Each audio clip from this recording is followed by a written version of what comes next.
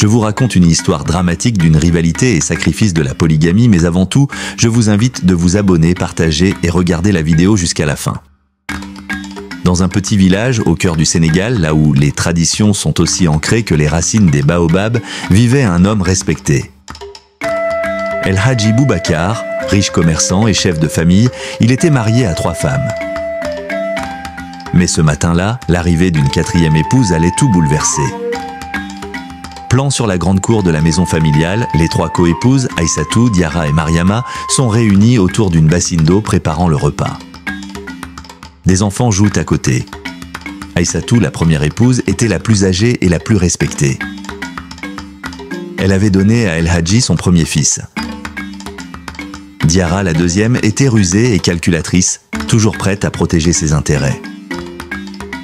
Quant à Mariama, la plus jeune et la plus belle, elle attirait souvent la jalousie des autres. Mais aujourd'hui, elles étaient toutes réunies par une nouvelle qui les laissait sans voix. El Hadji arrive, fier, suivi d'une jeune femme voilée, à peine âgée de 18 ans. Son nom était Sokna. Belle, timide et surtout imposée par la famille du mari. Une décision qui allait semer le chaos.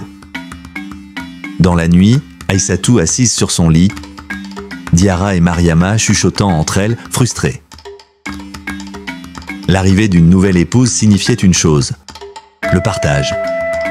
Partage de l'amour, du pouvoir, des ressources et surtout du temps d'El Hadji. Aïssatou, l'épouse sage, tentait de cacher sa douleur, mais Diarra et Mariama, elles, n'avaient aucune intention de se laisser faire.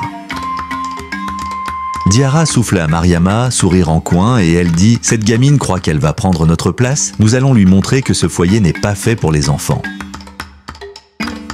Sokna est seule dans la cour, essayant de s'intégrer. Aïssatou l'ignore, Diarra lui confie des tâches impossibles, Mariama se moque d'elle. Les jours passaient et Sokna vivait un enfer silencieux. Les sourires étaient faux, les regards étaient lourds et les mots tranchants comme des lames. Elle renverse accidentellement un plateau de nourriture. Diarra sursaute, faussement furieuse, et Diarra la dit « Tu es maladroite ? Qui t'a appris à servir un mari ?» Mariama rit doucement, moqueuse, et elle dit peut-être qu'elle pensait que la beauté suffisait à garder un homme. Les nuits où Sokna devait être avec El Hadji, des obstacles apparaissaient mystérieusement. Des malaises, des rumeurs, des mensonges, et peu à peu, Sokna devint une étrangère dans sa propre maison. El Hadji, qui repousse tendrement Sokna en lui disant qu'il est fatigué. Mais dans l'ombre, une autre menace se préparait. Aïssatou est en train de se prier, le visage marqué par les années et les responsabilités. Aïssatou observait, elle voyait l'injustice, la souffrance silencieuse de Sokna, et dans son cœur, un combat naissait.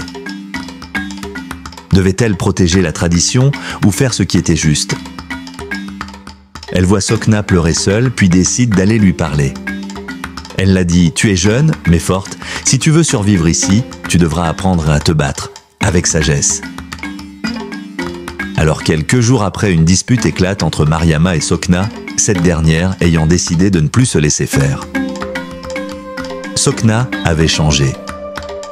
Loin de la jeune fille fragile, elle commença à se défendre, à se faire respecter. Mais ce que personne n'avait prévu, c'est qu'elle détenait un secret qui allait tout changer. Après cette dispute, Sokna annonce qu'elle est enceinte. Silence, visage choqué. Elle attendait un enfant, le fils qui pouvait changer l'héritage d'El Hadji. Et soudain, elle n'était plus une simple épouse, mais une menace. Diarra et Mariama paniquent et cherchent un moyen d'écarter Sokna. Mais dans ce jeu cruel de jalousie et de pouvoir, certaines batailles ne se gagnent pas avec la ruse, mais avec le destin. Sokna tombe gravement malade. Aïssatou, dans un ultime acte de justice, défend Sokna devant El Hadji. Aïssatou a dit « Il est temps de voir qui, ici, est vraiment digne de ce foyer. » El Hadji réalise enfin la vérité et prend une décision radicale. En tenant son bébé, Aïssatou à ses côtés, tandis que Diarra et Mariama regardent au pied de loin, défaites. Dans ce monde, la polygamie n'est pas qu'une question d'amour, mais de pouvoir, de sacrifice et de survie. Sokna avait souffert, mais elle avait gagné bien plus qu'un mari. Elle avait gagné sa place.